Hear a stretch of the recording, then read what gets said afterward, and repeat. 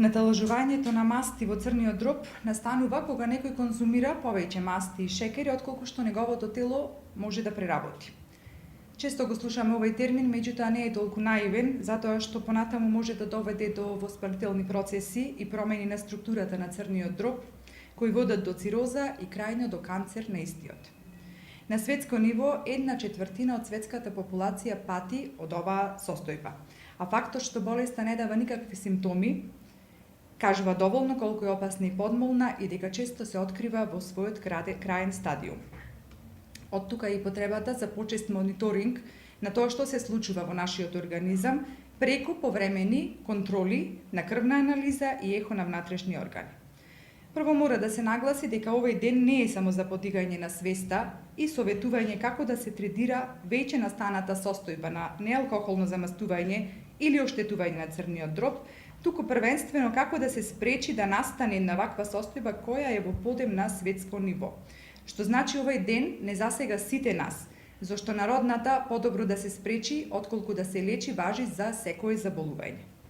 Како што самото име имплицира, замастување на црниот дроб значи дека најчесто погодува луѓе со зголемена, односно прекумерна телесна тежина. Најчесто луѓе кои што имаат зголемена телесна тежина, односно таложење на масти околу стомакот.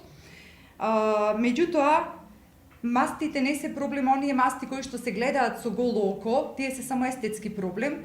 Почесто се проблем мастите кои што се таложат во внатрешноста на стомачната шуплина, односно така наречените висцеларни масти, кои што исто така можат да бидат наталожени и кај луѓе кои што немаат видливо зголемена телесна тежина, меѓутоа конзумираат премногу сладка и мрсна храна и може да очекуваат да го добијат ова заболување.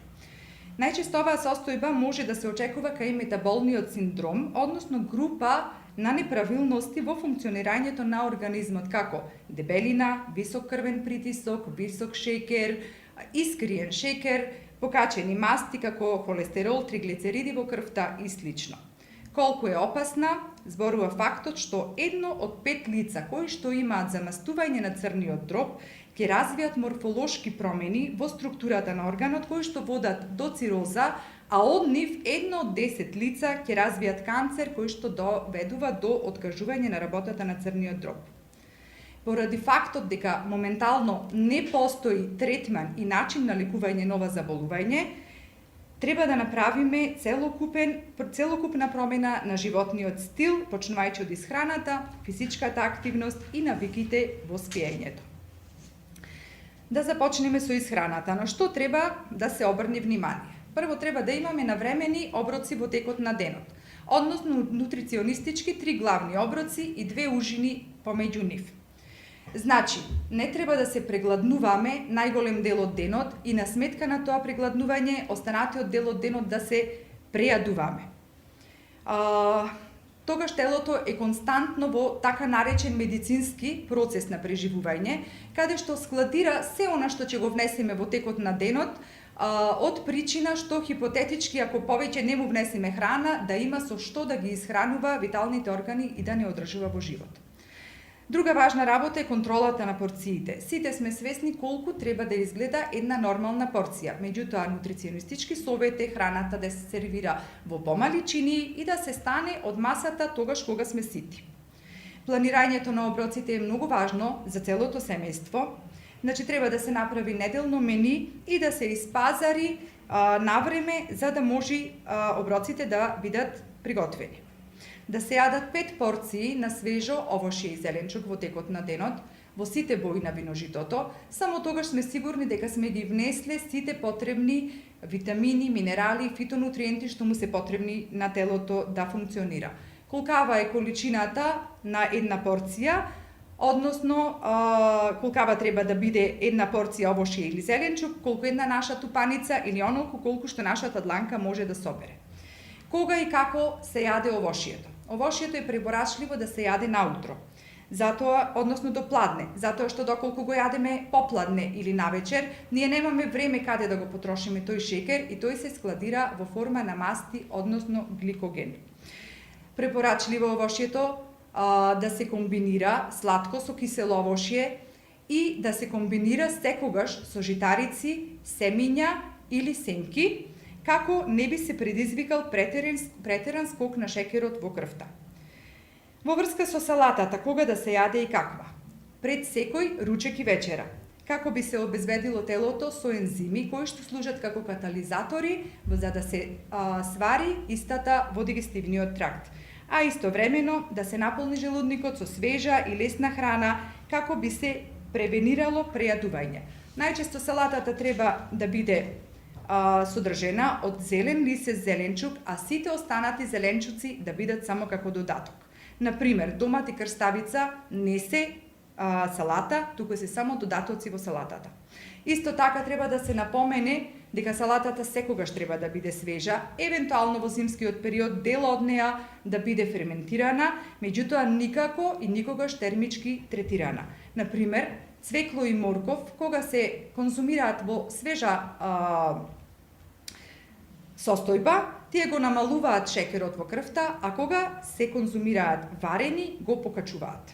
Житариците се најдискриминирана намирница кога станува збор за намалување на телесната тежина, меѓутоа во никој случај не треба да се отфрлат, туку само да се заменат со целозрнести, да не се отфрла лушпата која што ги содржи најголемиот дел од витамините и минералите, исто така и растителни влакна кои што превенираат скробот од внатрешноста во зрното да го покачи шекерот во крвта. Масти кај нормална здрава индивидуа треба да содржат 20% од целокупниот внес на нутриенти, а кај замастување на црниот дроб од 5 до 10%. Секогаш да бидат внесени преку здрави извори како семиња, јатки, авокадо, маслинки и најважно ладно цедено масло за салати и минимална употреба на масло за готвење. Да се избегнува пржена и фритирана храна, запршки во јадења, како и додаток на сосови, кремови, маргарин и слични заситени масти. Протеините да бидат од здрави извори, како мешунки, соја, обезмастени или уште подобро ферментирани млечни производи, бело месо како риба и пилешко во ограничена количина или најмногу 2 пати до 3 пати неделно, црвеното месо да се ограничи на еднаш во неделата или еднаш на 2 недели и целосно да се отфрлат меснатите производи кои што и самата Светска здравствена организација ги прогласи како канцероген од прва категорија. Внесот на сол да се намали, но никако да се исклучи. Се препорачува околу 5 грама или 1 лажичка на сол во денот, меѓутоа тука е вклучена и солта која што природно се состои во секоја намирница, така да посолувањето, односно додавањето на сол во јадењето да биде минимална, зашто храната и онака си содржи доволно сол во себе си.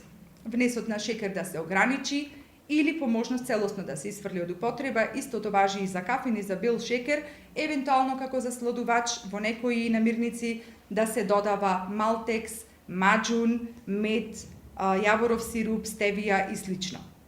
Внесот на течности да се сведи во најголем дел на чиста, негазирана вода за пиење, понекогаш домашни цедени сокови, чаеви и слично, додека купечките сокови, дури и оние каде што пишува дека не содржат додаток на шекери и конзерванси, да се исфрлат целосно од употреба. Алкохол, кај луѓе кои што имаат замастување на црниот дроб или било каква друга здравствена состојба, да се исфрли од употреба, а кај здрава индивидуа дозволено е понекогаш чаша црвено вино со оброк кој што содржи црвено месо.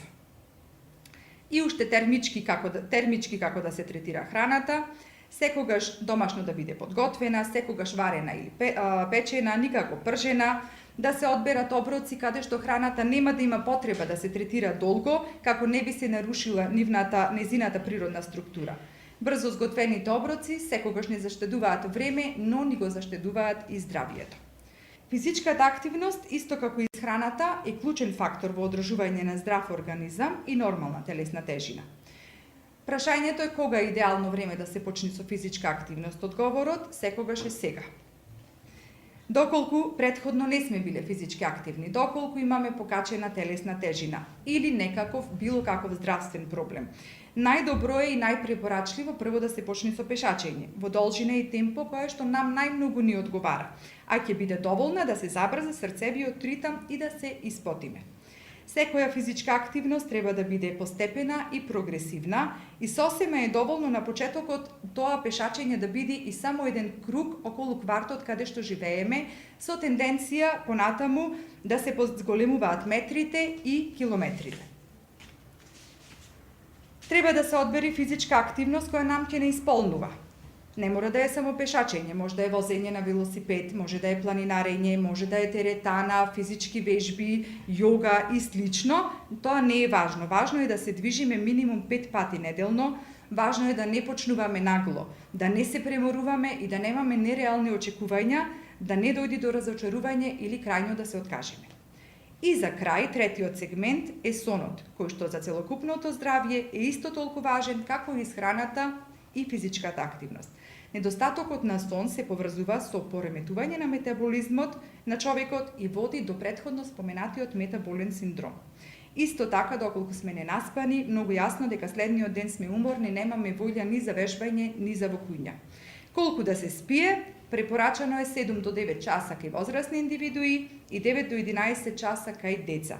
Кога да се спие се подразбира ноќе, во разумно време како би се изградил добар сон без прекин, кој би ги следил физичките процеси на телото, кога да одмара, а кога да функционира.